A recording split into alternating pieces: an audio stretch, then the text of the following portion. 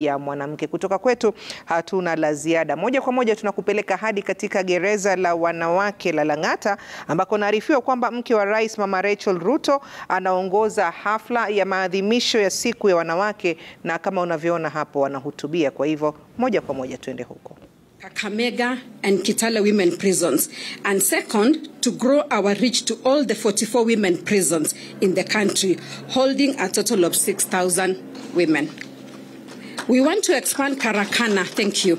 We want to expand Karakana offering to include other forms of creative art like crochet, bead making, basketry, needlework, knitting, and more, just like I've seen when I did my tour in the workshops. We encourage each one of you to take up one of these creative arts. Ladies and gentlemen, when you think about life as a journey, a stitch can mean an event in our path of life. Cross-stitching is a reminder there is a bigger picture, that all the elements of our experiences are just part of a whole beautiful composition. And I thought just demonstrate a little bit about cross-stitch for some of us maybe that are not very familiar with the cross-stitch. So when you look at this piece of cross-stitch, thank you, Maureen. This is how let me just do this. This is how the piece of cross-stitch comes. Thank you, PS. So put it this way. I'm sure you can see that. This is the original piece that comes, and I must say that cross-stitch has been simplified these days. At the days when we did cross-stitch, when I was in my 20s, it just used to be on a white fabric. So you had to translate from a pattern and bring it to this. I mean, it was very difficult. One of the biggest project that I did that time was the Psalms 23, which had 60 different colors of thread. I remember it took me 6 months of committing at least 3 to 4 hours every day of doing it. And I just didn't do it once. That is what I shared with the women when I came. I just didn't do it once. I did it actually twice. So you can see the commitment. So when you look at this, it almost looks like nothing. I don't know, maybe because the yellow is so much, you can see what it is. But the ladies, I'm sure you understand what I'm talking about. So you put the right threads, as you see there. And then once you finish, this piece of material that has so many colors becomes this.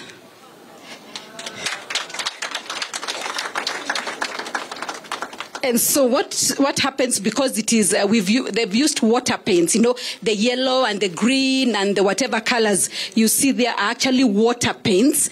So once you convert and put the right colors, like it was yellow on the other side. Maureen, just hold that for a minute, please. You can see, I'll just use the big part that you see. You see the yellow, isn't it? So in the yellow, you put black color of thread. You can see. And those are the colors of thread. And so once you have finished the work, that would take maybe even up to 3 months of putting like 2 hours every day. Yeah, and I know our sisters are here and they know what it means to do this.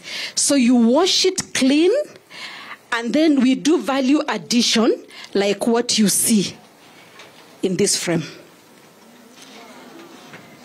So we translate it from that is formless, that you cannot even understand where, you know, whether it is A or B or what. You do it patiently, wash it, and we do value addition. Thank you so much, PS and Maureen. And just to say that as I encourage our sisters behind bars today, you are in prison today, aren't you? While you're doing cross-stitch, you do participation. I know that many of the projects that we have brought to you, you have not done it alone. You have done with your sisters. And then you see the process that I like the testimonies that we've received from some of you that you have learned that it's not good to take shortcuts. If you do a shortcut with that cross stitch, like instead of putting black, you put green, and then that product will not come like that. And even just learning here that the things that have brought us here sometimes have been shortcuts, that in life we need to go through a process. You see the progress from the beginning to the end. And while doing this, you have to persevere. There is a lot of perseverance. And you really have to, be patient, because it will not take you just a few months to do that kind of thing. And also the benefit that we have seen, as we've said, is that there is providence. The money that you get from cross-stitching has been able to help you, at least help your children. And usually we say that even if we do this and we don't involve God, it is all in vain. So prayer is very critical.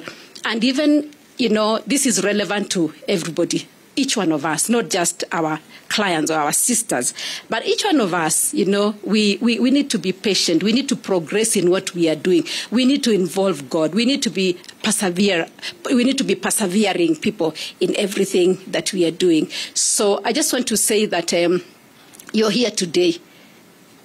You are that original piece that has not been washed.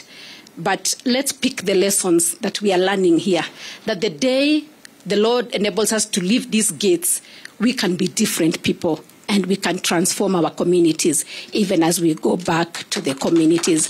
And I believe that that day is coming. I want to encourage you never to lose hope. We need to be resilient, like our senator has told us. Never look down, never give up, never cry inside that blanket thinking that life will not add up to anything. I just want to promise you, I have met your sisters that did cross-stitch and they walked out of this gate one day.